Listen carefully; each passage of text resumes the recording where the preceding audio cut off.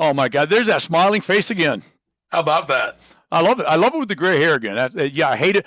We've talked about this before, but I like the hair on the face. That's just my brother Wes right there. So do you like it all natural, or do you like it Y- just for men? No, no, no, no. I like it all natural, and there's a real reason why. Because it makes you look almost as old as me.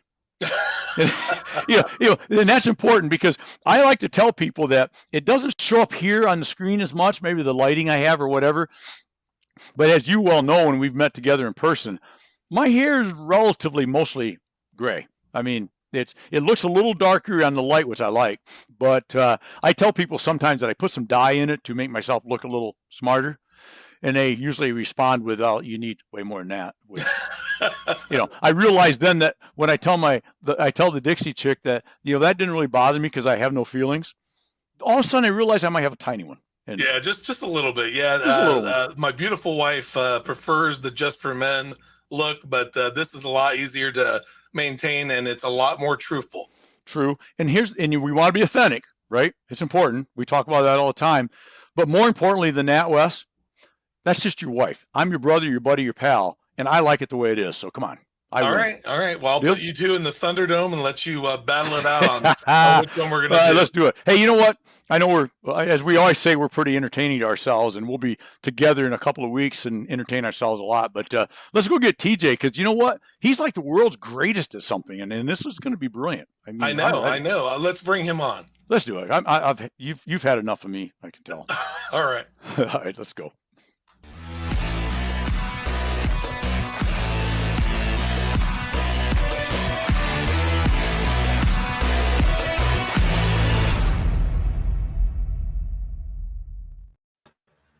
Hey, buddy, what's up? What's going on, Randy? Man, I just living the dream. You? Oh man, if you pinch me, I don't want to wake up because I'm still dreaming. So, and isn't that awesome? I mean, right into it. Wes and I talk all the time about love what you do and do what you love, right? Oh, yeah, and that's one of the first things that drew me to you on social media. Yeah, was that every time I see you, you're just on fire with love life. And you love what you do. You love the work end. You love your family, your daughter, who is just absolutely amazingly cute and awesome. Oh, thank you. And it's you share all that with us. Yeah. And that's what I love is you're not one dimensional, just the world's greatest roofer, right? Yeah. Which I love that tagline. And all the other things you do, and hurricane aficionado, which we'll talk about in a minute. Right, That's the right word, but I like to say it. That's a word I'm trying to use. Right. And I use it 17 times this week, so I get it right. Aficionado. So, but my word of the week, right? Yeah, exactly. That's my word of the week. But I love your zest as the word I'm going to use. That's also you can do with an orange, by the way, I think, or a lime or something. Or a lemon. Or lemon. Yeah. My wife told me zest this, and I go, what? She says, oh, that's what that thing is. Okay. But I love your zest for life, and just love what you do and do what you love, and it's good stuff. So welcome, thank you for being on. No problem, Randy. So I got to ask, where did you come up? Because I love the tagline, "World's Greatest Roofer." I mean, I just love it. So give me how that happened. A couple of years back, it's been almost it'll be 3 years this year. I can't believe it's been almost 3 years. I had COVID sitting here in the basement of my house, and I was, going through TikTok at the time and looking, and I saw that there weren't a lot of people that were utilizing social media with short form videos to either help them sell or brand their companies or build their businesses. And I had an aha moment, right? And so one of my friends is Josh Bigger, who is also known as the best damn roofer. If you guys have ever seen Josh online, but I'm talking with Josh, and I have this coffee mug, and it's like world's greatest dad. And I said, well, I could be the world's greatest roofer, because I had to give myself a name. And man, it's stuck. And I tell you what, I had to hear all about it for a couple of months, even a year. I still hear about it all the time, but it stuck, and I stayed with it, and I branded it. I own a company called World's Greatest Roofer, and my wife and I, we love it. So I'm World's Greatest Roofer, and if you Google World's Greatest Roofer, I come up, and you see it on social media. That's me. I love it, man. So, I just love it. And isn't it amazing as I listen to you tell that, how sometimes these great ideas just pop out of nowhere, because my website is ibuyfromrandy.com, because I'm a rep agency, right? Yeah. And one day I told a customer, they said, what do you think I should do? And I says, buy from Randy. Right. And all of a sudden it clicks. Why don't I just go ibuyfromrandy.com? It was that easy, right? Yeah. It's just out of the blue. And I went and bought that domain like 12 minutes later. Yeah. It's like, it's funny how those great ideas just pop in your head. But so you were in the roofing world prior to doing all this. I mean, you're still in the roofing world, but you were actually a roofer, owned a roofing company, slung some shingles and, humped them up the ladder and all that kind of stuff at one time in your life. I've done a little bit of all that, but going back over 20 years, I was a police officer for most of my adult life. But you were.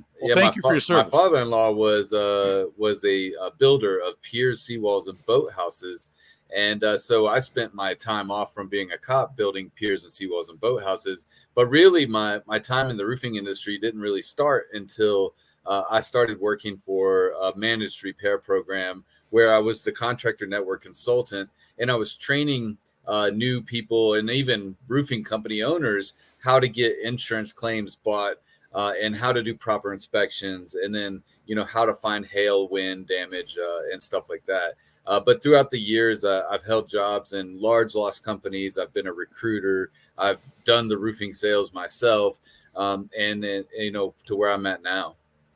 That's awesome. That's awesome. So you, before we get in, because I want to save I don't say the best for last, but what's really interesting to me is your world of the. I'm not gonna call you a hurricane chaser, because that's not the right word, but so I'm a hurricane chaser. Yeah. Oh, good. Then I'll call it that. I just don't want to offend you. Roofr.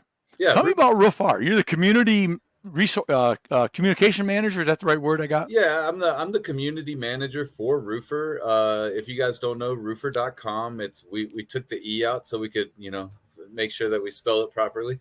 Yeah. Well, that is the way most of us say it, right? Yeah. And I work together with about 120 plus other great individuals all over the world, literally all over the world. And Roofr is all-in-one sales toolbox, and that's what we strive to be for roofers out there. So they don't have to go buy 7 different pieces of technology. They can just come to us, and they can get their residential, commercial measurements from us. They can get their digital sales proposals. They can have now we're launching our CRM currently in open beta right now. And then we also assist with their marketing efforts and their lead generation with our instant estimator tool. And all of this is very, I say very cheap and priced just right for roofing company owners, so that they're not being put out of business by spending way too much money on technology. So the nice thing about that, because I don't want to claim super familiarity, but because I am not a roofer, but I service the roofing industry as a manufacturer's rep. Yeah. The beautiful thing with this is you bring in all of that stuff in one platform, and probably, and you'll correct me if I'm wrong, but arguably, I guess I'll say, one of the biggest weaknesses that roofers have is they're great at doing a roof. Yeah. Nicest roof you're ever going to see, right? They're beautiful. Not as good as the world's greatest roofer, but close, right? But they don't have either the expertise, the time, the desire, or all the above to do all those other things. Right. And so they're back to just doing it the quote old-fashioned way. Yeah. And which sometimes is fine. Yeah. But in most cases in today's world of social media and with technology, podcasts, like you need to maybe bring yourself a little bit more into the 2023s, right? Yeah. And I think the area that most contractors struggle with, which I love what you guys do, is that marketing aspect of it. Yep. They can probably figure out how to do the estimate. I mean, they've done it. Yeah. If they have to, they can do it old school. I used to estimate pole barns a couple 100 million years ago. I could still sit down and probably get it pretty damn accurate right now. Right. Just because I did so many in my life in the past. But so they could get that done, but it's not going to be packaged. It's not going to be pretty, and all the things that you do. And I want to go with this. They're not branding themselves. Right. And that's what you can help them with is you can be the best in your area. Yep. But if people don't recognize you as the best, you still lose, right? Right. Being able to go out there and actually present to a client documentation that actually looks amazing, has their company logo on it, or whatever they're placing on social media or whatever they're talking about. If somebody's going to their website, they can get all of the information that they need very quickly. Or very efficiently, where it looks amazing and it's easy to go through. And then also putting all the information in one place, working on our CRM. We've our roofers. We say for roofers by roofers. Because most of the people that work at Roofr have been a roofer and understand what roofers go through. So when we're building our technology, we're keeping that roofer mentality in mind as to how is this going to help me grow my business? How is it going to help me streamline it to be more efficient? And who wants to measure a roof by hand anymore, right? Exactly. No, that's no fun.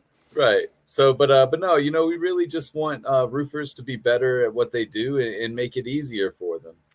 Well, that makes sense. So really what you just said, I was just making a note. Yeah.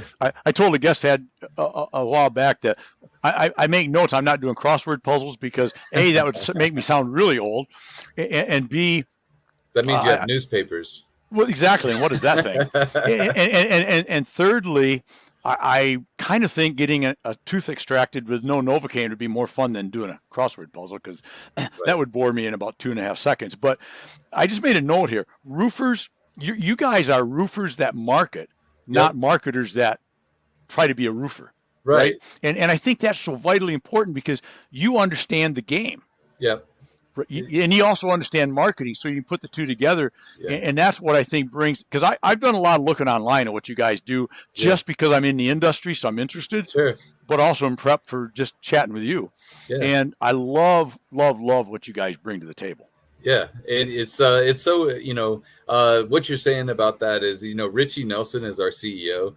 And Richard was a roofer and still very close to the roofing industry. And he put on roofs for many years, and it was hard for him to do this type of work without having the proper tools for him to do it at a reasonable rate, instead of having, like I said, to pay so much. But I could go through the list of Nick Capobianco or Matt Radford or Dale Osborne, all of the people that really mean something to the roofers in our industry today that work for Roofr. It's not just me. It's not just Richie. There's a whole team of us that I say are a bunch of badasses that really care about the roofers out there. That's awesome.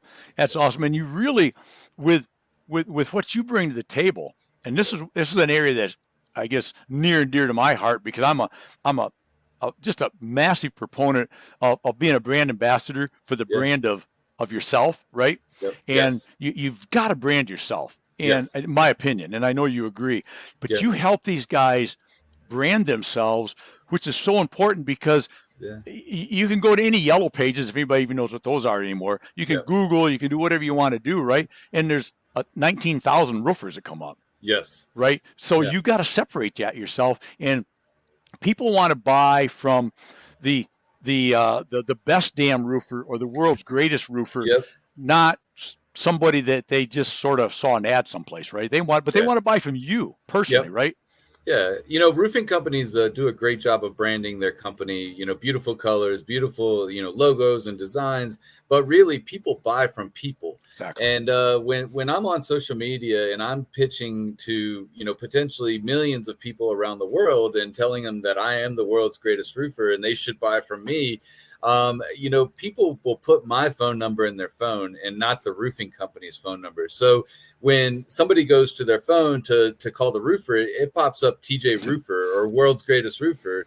It might not necessarily say XYZ Roofing Company or whatever the case may be. Now, don't get me wrong. There's a lot of roofers out there that hate when I say that, right? Because they do a really great job of building their brand. But with personal branding out there nowadays and social media and the what we're doing right now, talking on a podcast, people are going to recognize myself or you, and they're going to be like, that's an expert, or that's somebody that's a professional in his field. And then, Roofr just adds that extra, touch to it by being able to hand a homeowner or a potential client a really great product. Right. So if somebody comes to Roofr. Yep. How on an average, how many other services, shall we say, are they going to be able to replace and bring all into one fold? Well, I can't really spread all the tea, but here's what I'll say is that we're developing new tools every month, every day. We have engineers that are amazing. That I call it rocket roofers, so rocket surgeon roofers. But they're in the back. I say in the back, but they're steadily building new systems and new tools for roofers to use to make their businesses better. Over the next year, I think that we're going to grow tremendously, even bigger than what we are today. And I'm saying that humbly, because over the past year, we've had some amazing growth as well. But with this launch of our CRM, we're really looking to go after those mom and pop roofing companies that are still utilizing spreadsheets in their day-to-day business. Excel is great, but there's new things out there that can help you, that can make it more streamlined, and then also to make your job easier. Exactly. So and this is a subject that I really love. The whole social media aspect. Yeah. We're both, as we know, on social media a lot. Yeah. Yep. And we've kind of touched on it, but I don't think that I can scream the value of social media loud enough from the highest mountaintop. Yeah. And when I do that with a lot of people that I know that think I'm an idiot because they don't buy it. They don't agree with it. They think it's a waste of time. What are you doing? What do you say to that? So there's been a stigma in our generation. You might be a little younger than me. I'm just saying that. Hey, look, we're already going to promote this show a lot, so you don't have to. Well, okay, you can say nice stuff. But so there was a stigma in our years, right? In the 80s and the 90s, of my parents and my grandparents were always the type of people that said, you don't put your own business out there for the world to see because it's nobody else's business but the family's, right? Right. And then still today, that's not where we're at anymore. If you want to brand or market yourself, or if you want to build something big in just a short period of time, you can do that utilizing social media, and you should. You don't have to talk about everything that you do in your day to day, but damn it, if you're going to go out there and be on a roof every day and you can't get at least a 1 or 2 minute video or showing somebody exactly what you're seeing, or talking about how you helped a client overcome a problem, or whatever the case may be, if you can put that on social media, people will relate to you and they will buy from your brand tenfold. And that's what I do, and that's how I've become so popular, I guess I'd say, with the people that follow me. It's almost 450,000 people now. And it's really just because I'm authentic and I try to care about everybody that does come into my picture. And now, sometimes I'll post some negative things, but I think that my approach to negativity is more towards things that I see that I don't like. And I think that should change. And if I go hard at something, I want to make sure that people understand why I'm doing that. And it's not necessarily taken as negativity, but it's also taken as we need a positive change. Yeah, I like that. Yeah. Speaking of negative, so obviously, if you go on social media, you open yourself up for the negative comments, the negative feedback, what do you do with that? So I used to take it and put it internally, and I used to I would get upset at night. I would go to bed and I'd be like, I can't believe so and so said that about me, or I can't believe that person made that comment about me, right? Mm-hmm. And it's easy to get too involved with the negativity, or you can take it as the approach that I did. I got to 200,000 followers, and I said, this is one person having a bad day or a bad moment in their life that they're trying to take it out on you. And if you stay the course, there's nobody that's going to take you off course. Now, your following is your following, and my following is my following. And if my followers start to act up, or act up or do something like that, I'm going to give them an opportunity to vent to me what the problem is. But if they're going to be bad for me, and they're, you know what, they can go away, and there's a block button, and there's the delete button. Right. And if they want to come back and keep trying to start more stuff, people see that, and they see how I interact with that comment or how I respond to them. And I get the accolades for staying positive. Yeah. Well said. And you never win a negative situation by going negative yourself. Right. Right. And I've always found that if people that follow you, love you, know you, believe in you, that occasional negative, most people are going to go, well, that's just some guy being a chump, right? Yeah. Because that's not the TJ I know or the Randy I know, right? It's so if you but the problem is you start going down a rabbit hole if you start hitting back too much. Even though let's face it, most people the initial urge is to punch them in the nose. Hey, quit saying bad stuff about me. But if you just I think that's really good advice. So Adalia, you just got back. Yeah. You got back from the big storm, the big blow. So tell us about that, because I know you do a lot with that. Tell us a little bit about that whole experience and your other experiences. I think you may know I live in Southern Florida most of the time. Right. Naples. I'm in Michigan right now. I'm here for the summer months only, mainly because the Dixie chick doesn't like 105. Oh man, it's a warm area down there, isn't it? Yeah, but so tell us about Adalia and what you do and your goals with that and anything you want to talk. Let's talk for a few minutes about that. Let's talk about natural disasters in general, just for a minute. I grew up in a military household, and in the 70s and 80s, and my dad was in the Navy, and my very first hurricane that I ever remember as a kid was Hurricane Gloria. And Hurricane Gloria was, I think, 1985, and I was probably around 7 years old then, 6 or 7 years old. And it really, I really thought a whole lot about hurricanes from that point moving forward. Now, moving forward until I was 14, my house got hit with a tornado. And I was inside the house when the tornado hit, and my mom was in the driveway inside the car. And I'll never forget, the 17 trees that were on top of our house after that hurricane. But, even going into being a first responder, being a police officer for almost 14 years of my life, I responded to natural disasters almost, every couple of months or most, a couple times a year.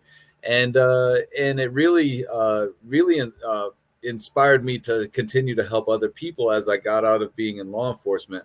Now, as I gained a following in these past few years, I was able to take that following and show them, that there are things that the news, I'm going to try to be as positive as possible. Okay. The news organizations out there will try to say that things are occurring one way, right? And they want you to believe that that's the only thing that's occurring out there in the world today. But my approach, and the reason that I became social media famous, was because of my live broadcasts and being able to show people in the moment actually what's going on. And so when I go to a hurricane, it's not necessarily because I'm going out there with this adrenaline rush that I'm this crazy person that's, going into this hurricane. It's really because, one, I am an extreme person, but two, I want people to actually see in real time my point of view as to what's occurring. But then three, it's used as evidence collection for us to help fight insurance carriers when they try to deny or delay or defend that causation didn't occur on a roofing system or building destruction or a flood or whatever the case may be. And I'm showing this live to people in real time. And I'm also taking 10 different GoPros and I'm setting them up in strategic locations so I can show the destruction that occurred and also the wind damage or the wind speeds, the temperatures, how much flooding there was. And I'm able to get that to people in real time so that when, the biggest thing that I took away from Adalia this time is I was in Perry, Florida when the eye wall hit us. We were expecting a Category 4 to come across, come into the shore there. And it broke at the last second into, a Cat 3 and the eye wall broke. But on the news that night, you saw, 4 houses that were flooded, and you saw one gas station roof that was ripped off. And that one news reporter was sitting there the entire day in front of that gas station waiting for that awning to fall. And so they showed all of this destruction, right? And trust me, there was a lot of destruction in Perry, Florida. Most of it was from tree damage. But if you're not showing the whole story, people are only going to believe what you show them. Right. So I was saying, so if the news media, for example, paints this as the worst thing that ever happened in the history of mankind, and it was bad, but not that bad. Yeah. And then that gets recognized at some point. We stop believing that stuff. Yeah. And then when a real emergency happens where they say, the weather guy comes on and says, folks, you got to take high ground now. Yeah. Yeah, right. Bullshit. Yeah, right. That's just more of the same stuff. So there's a danger to that. And so I applaud what you do in bringing a real story. So at least the people that follow you and the people that share that stuff out can go, okay, there's other stories here. And I know that when you're in a situation with some of the hurricanes, it's been probably worse than was expected, right? Yeah. They still get the same story, right? I mean, Ian was pretty bad. Yeah, right? Let's talk about that real quick. Going back just a little bit to what you're saying is like the news organizations, we were always told to trust, right? Right. And then we were told to trust but verify. Now we're just told to verify because trust isn't even involved any longer. And that even goes for my wife. Whenever I tell her something, you know what she does? She goes to Google, right? And I'm not saying that negatively, but we're just so apt to go figure it out on our own nowadays because with the touch of a button, we can figure it out on our phone in a matter of seconds. Right. But Hurricane Ian was the most extreme weather event that I've ever been through in my life. And I'll always continue to compare everything that I do from this moving forward to Hurricane Ian. Now, I was in Fort Myers, Florida on that bridge when that water was coming across into Fort Myers that day. And let's talk about what the news organization said. We have over 1,000 people dead. And so I was really taken back by that because they hadn't even found 1,000 people dead yet, but they were telling everybody that there was 1,000 people dead. And now the actual number, there was a lot of people that died. Don't get me wrong. There was more than 250 people that died that day. And it was they should have taken the high ground and done what they were supposed to. But there was no way to tell that at that last second, the spaghetti models had Hurricane Ian going up the West Coast there, right, and then going into Tampa. And we recognized that at 4:00 in the morning that there's a problem. Hurricane Ian turned right in the middle of the night. And so we took off from Tampa, and we were staying at Dr. Jessica Stahl's house back then.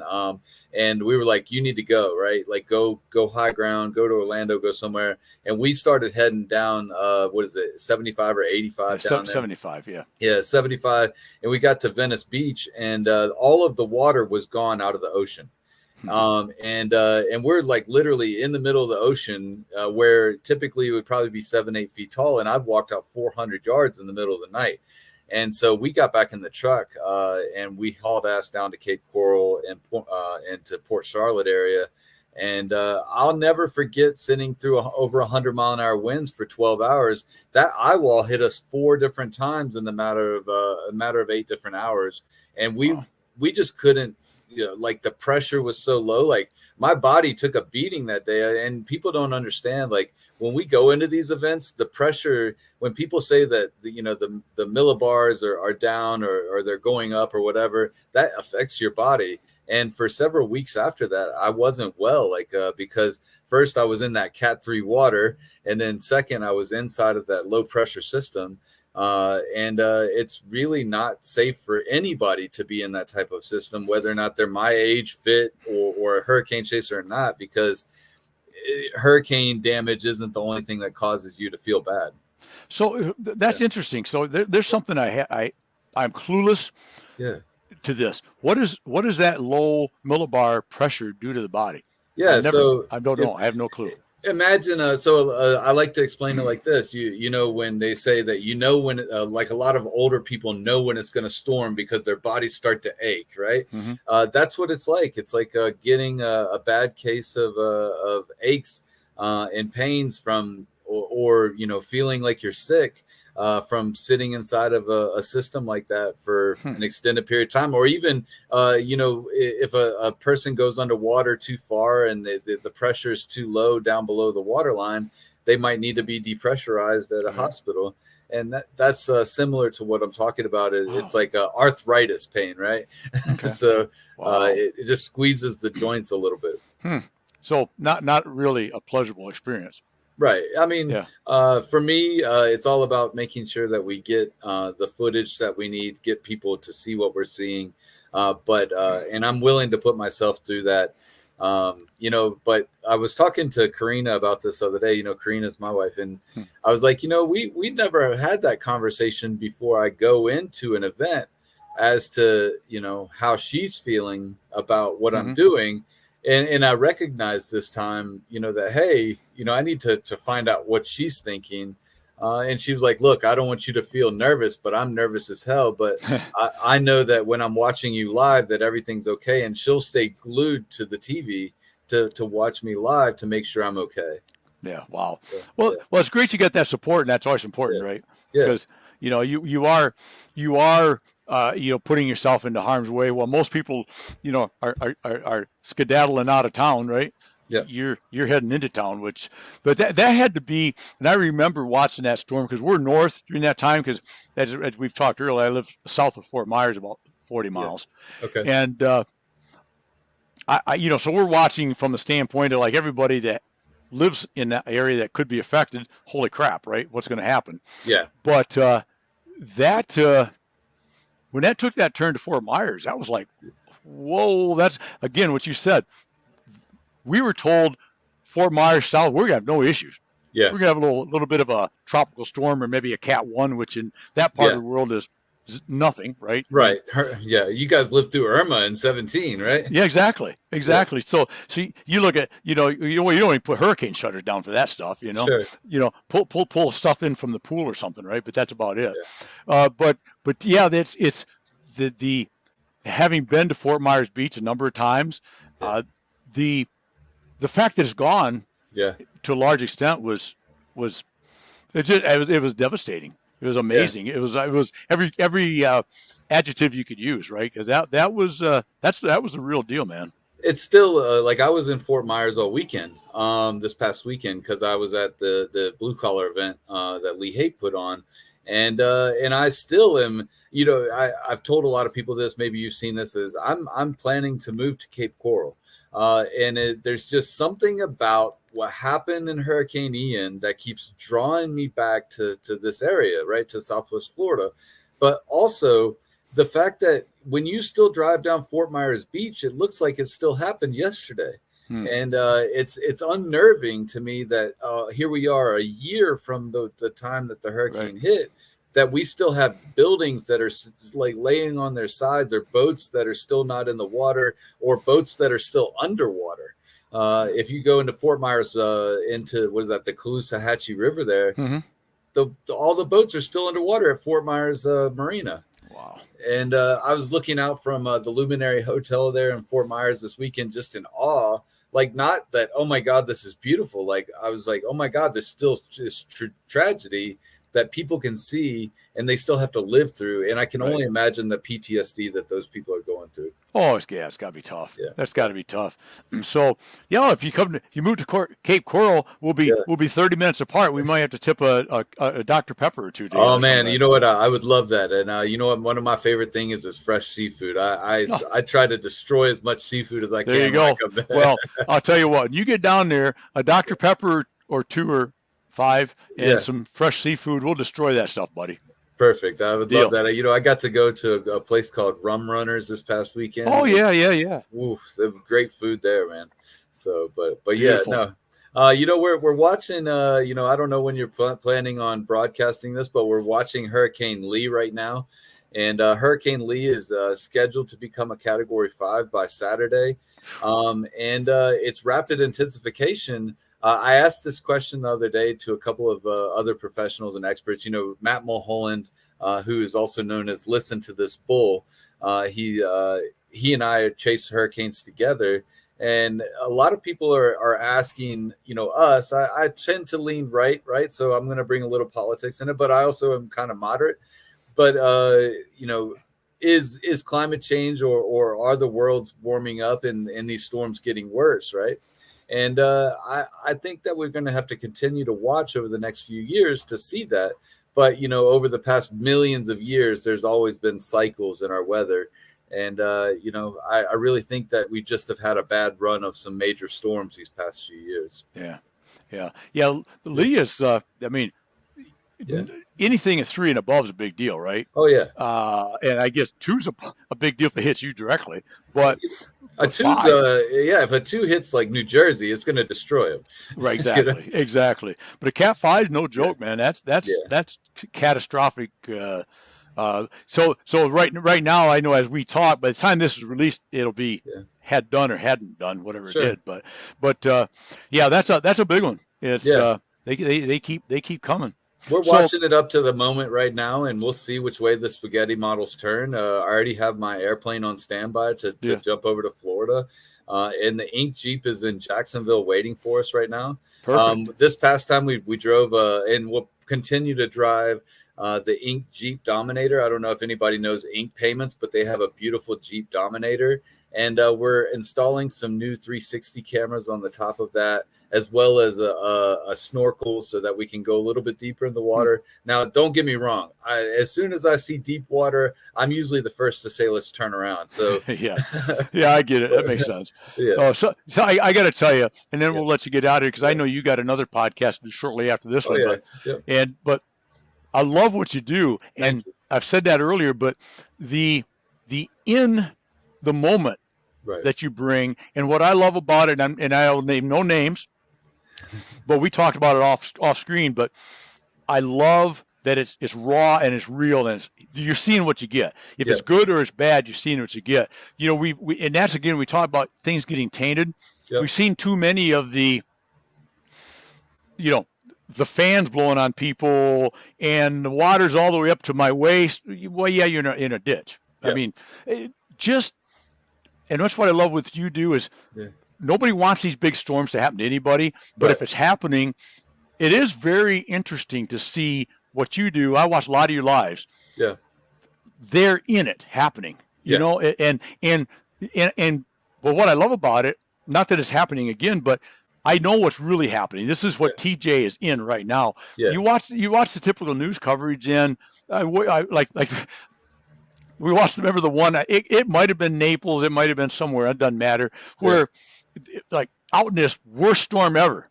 Yeah. And then 2 guys are walking down the street behind them. Oh, yeah. It's like, dude, come on. They're standing there like, oh my God, the wind's blowing. Yeah. The guy's just walking with it's like, come on, give me a break. Let's just get some honesty back. And so that's what I really wanted to applaud you on, that is not only is the footage incredible, but I love the honesty that you're bringing. So I will tell anybody, follow TJ, follow what you do with that, because if you want to get the real story, and you're putting your body in harm, you're putting your life in harm when you get into that stuff, because you never know, as smart as you are and as good as you are, still Ma Nature, right? Yeah. It's like the tornado chasers and stuff, right? I mean, every once in a while you see one of those guys getting wrapped up in one a little bit, right? It's whether you can't control, right? So let me just do this before we go. Look, if you are going to be in a Category 3 or above hurricane, and you have never ever experienced it in your life, you don't need to go there. Don't be a Billy Badass. Don't go say that you're going to go chase hurricanes for the first time in something you've never been in. And if you're a homeowner or a business owner in those locations, board up your business and your house and get the hell out of there. Because even if it's scheduled to be a Category 1 or 2, it can ramp up like this one did this past week and become a Category 4 real quick, or even a Category 5 like Hurricane Ian, right? We had 157 mile an hour winds that were hitting us, and people were only expecting it to be a Cat 1. Right. So just remember, don't be an idiot. Do what you're supposed to. Leave it to the professionals or the experts. And you know what? I got a great workman's comp policy. So.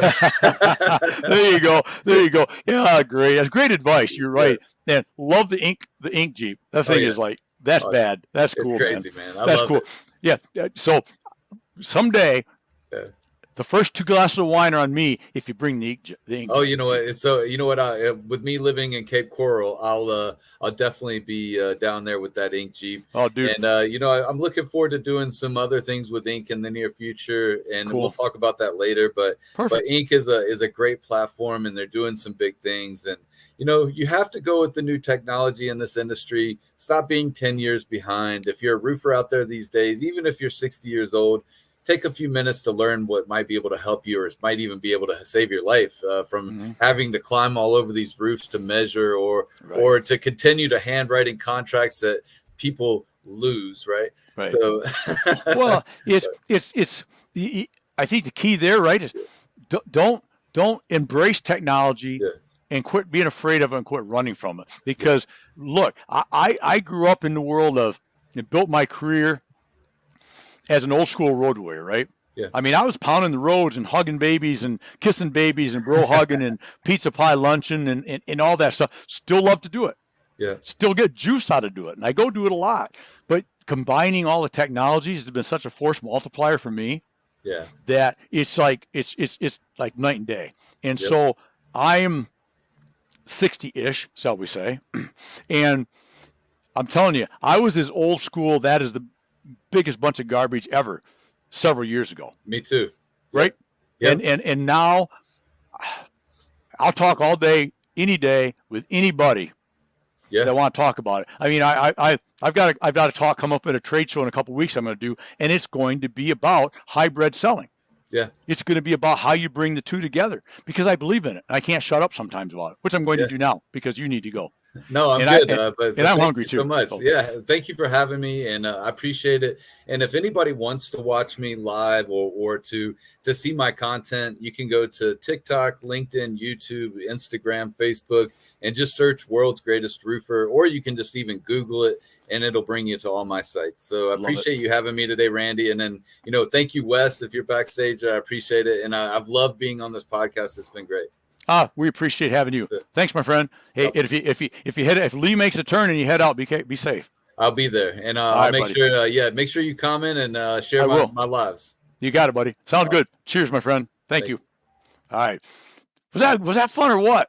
I mean, nobody likes natural disasters to happen, but seriously, if you haven't followed TJ, you got to follow him, because the raw power of these things are enormous, and to be able to live them truly from the ground with somebody like TJ that knows what he's doing and gives you the true facts is amazing. The World's Greatest Roofer, follow him on that. Roofr, great people. And so if you're in the roofing world at all, you really need to check them out. And outside of that, I am going to get out of here, and I'm going to remind you 2 things, maybe 3, that are really important. Love what you do and do what you love. Live it, love it, own it.